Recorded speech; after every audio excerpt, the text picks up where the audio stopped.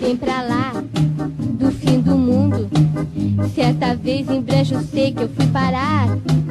Visitei uma família engraçada que é dona do lugar. E o nome dela é Família Buscapé. Muito bem, pessoal, estamos nos despedindo de Las Vegas, indo para São Francisco. E aí, o que achou de Las Vegas? Las Vegas é a cidade que não dorme e faz a gente ficar meio alterado também junto. É muita luz, é muito espetáculo, é muita coisa. Mas Las Vegas é impressionante, é muito bonito, é show, vale a pena conhecer. Essa é a vista da janela do nosso quarto. Estamos partindo para São Francisco agora, onde vamos conhecer o Vale do Silício, né? Quando quer conhecer um pouco também a história do que é a evolução da tecnologia na informática e também nas redes sociais. Nós vamos conhecer São Francisco, é a nossa próxima etapa. Acompanhe aqui no Mochilão da Família Buscapé. Olá pessoal, voltamos com mais um Mochilão da Família Buscapé e agora vamos contar mais uma aventura nossa nos Estados Unidos, onde saímos de Las Vegas e fomos rumo a São Francisco. Pegamos várias horas de aeroporto, porque era tempo de frio, né? Então houve nevascas e que quebrou o avião e tal. Por fim, no terceiro avião a gente conseguiu ir e chegar a São Francisco. São Francisco é uma cidade grande, é uma cidade rica, é uma cidade de custo de vida bastante caro. Por isso, há muitos moradores de rua também. O pessoal que perde emprego vai para a rua. E até tem uns certos pontos que eles não são muito bem-vindos, os moradores de ruas. Eles são destinados a dois bairros que são mais propícios para eles, que são o Civic Center e Tenderloin. Nesses bairros há mais moradores de rua. Nós passamos naquele ônibus Double Bus e lá a gente viu que realmente no Civic Center a gente viu muito morador de rua. E aí eles vão se juntando, vão em grupos. E São Francisco é uma das cidades onde mais aparecem os moradores de rua. Diz que cerca de 1/10 da população pode ser morador de rua. As pessoas ficam sem empregos e vão para a rua. Os comerciantes e tal tentam ajudá-los, dar comida e tal. Até a gente estava num hotel, onde no lado tinha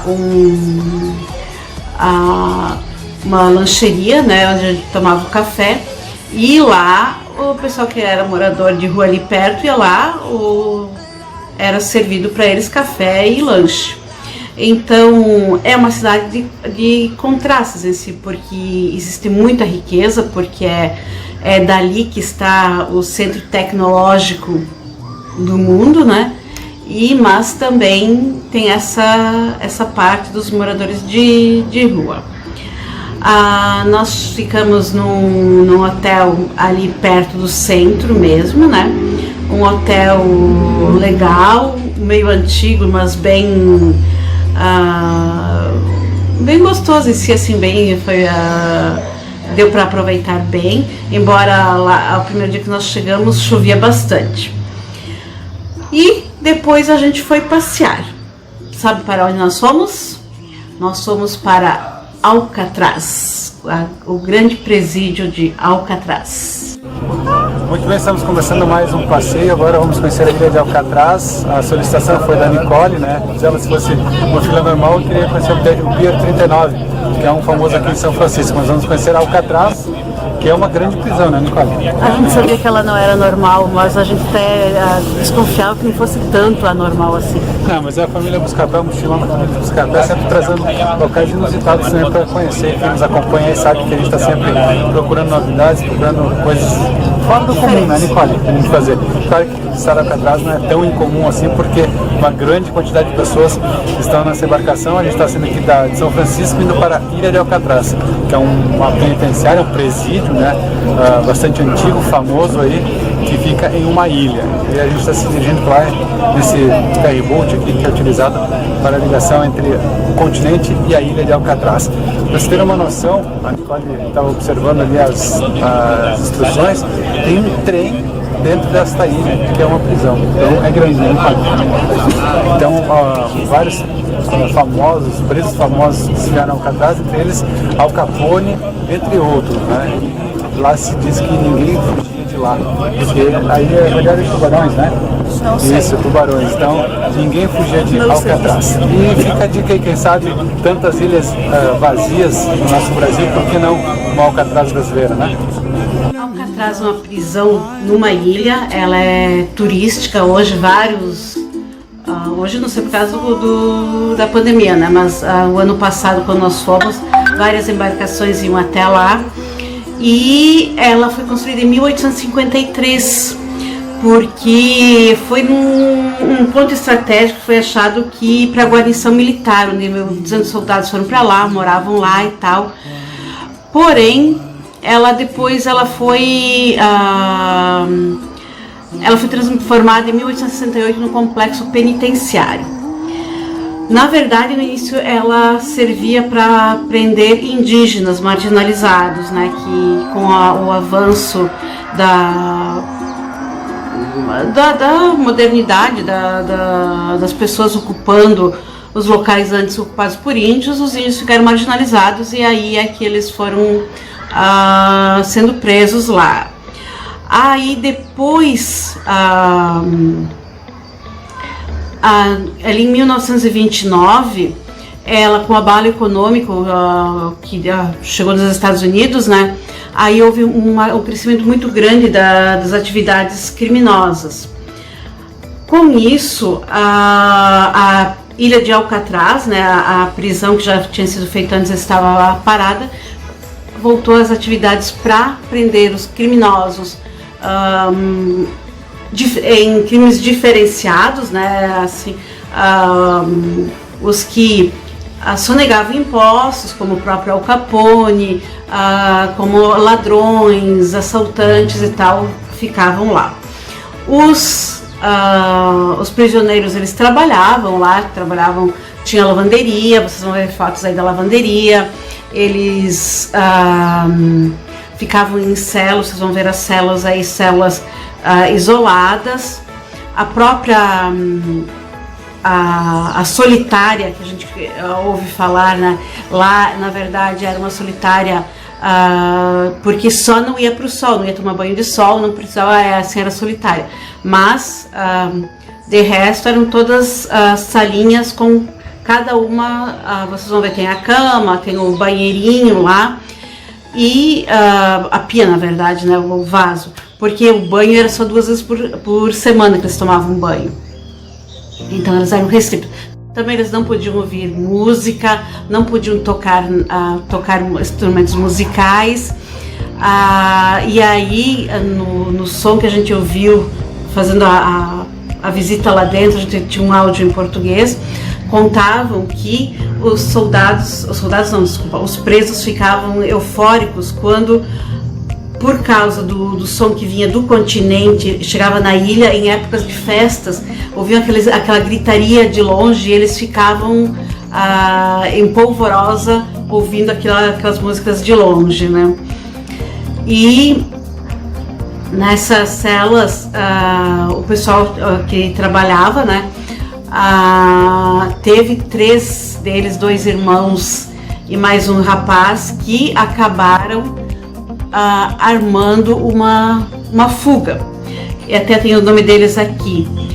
Foram os dois irmãos, um é John Anglin e o seu irmão, e o outro, deixa eu ver aqui, que foi uma fuga muito famosa que aconteceu lá nos Estados Unidos e que rendeu filme e tudo, né? O Clarence Anglin e o Frank Morris. Como eles trabalhavam na lavanderia e tal, eles escavaram na cela deles e um pouquinho por dia foram escavando, e por entre as paredes eles saíram por cima e se foram. Dizia aqui, como vocês viram aí no áudio do começo da nossa visita, que ninguém fugia, porque ninguém fugia porque também a água é muito gelada, o Oceano Pacífico muito gelado, então as pessoas não conseguiam fugir por causa disso.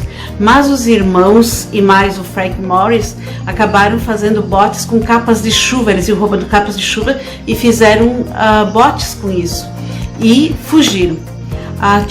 Depois que eles fugiram foi em 62. Mas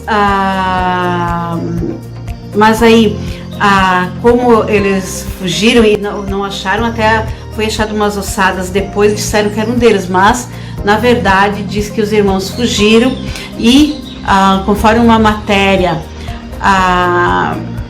de 2018, esses irmãos viveram depois, não morreram no Oceano Pacífico, não. Agentes do FBI confirmaram que um dos grandes mistérios policiais do século XX pode estar perto do fim. A investigação sobre a fuga de 3 assaltantes de banco da prisão de Alcatraz, né, na Califórnia, em 62, foi reaberta. Por quê? A mãe dos irmãos recebeu cartas um tempo, ninguém conseguia identificar se a assinatura era deles mesmo, mas dizia-se que eles estavam ainda vivos. E uma carta recebida em 2013 foi assinada por John Anglin, e nessa carta ele diz que ele tinha 83 anos, mas ele estava muito mal de saúde, ele tinha câncer e ele queria fechar um acordo. Ele queria 1 ano de cadeia em troca de tratamento médico, mas aquilo lá foi demorando até analisar a caligrafia e tudo, e então por fim já acreditava, porque nessa carta ele dizia que o irmão dele, Clarence, tinha morrido, e Frank Morris também. Mas como passou vários anos até identificarem e tal, ele já teria morrido também. Então, na verdade, eles fugiram, e tinha alguns comentários que eles teriam vindo para o Brasil, mas pelo que tinha naquela carta, eles tinham ficado nos Estados Unidos mesmo. E o legal assim da história é que quando eles foram fugir, eles fizeram cabeças com papel machê, né? Fizeram umas cabeças e colocaram na cama, porque daí quando tocasse o guarda-mãe e passasse lá, eles iam ver que eles achavam que eles tivessem dormido. E quando foram ver por que eles estavam dormindo no cemitério, foram ver que eram cabeças de bonecos feitas. E aí que foram atrás na manhã em busca deles. Enquanto isso já tinham fugido à noite, então até